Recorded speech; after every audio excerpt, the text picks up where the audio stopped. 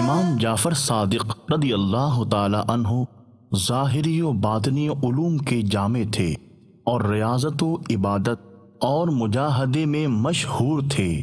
حضرت امام مالک رضی اللہ تعالی عنہ کا بیان ہے کہ میں ایک زمانے تک امام جعفر صادق رضی اللہ تعالی عنہ کی خدمت مبارکہ میں آتا رہا۔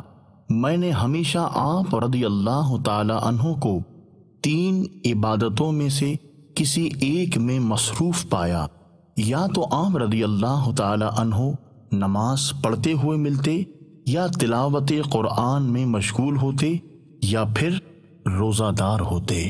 خدا کا خاص انعام ہے یہ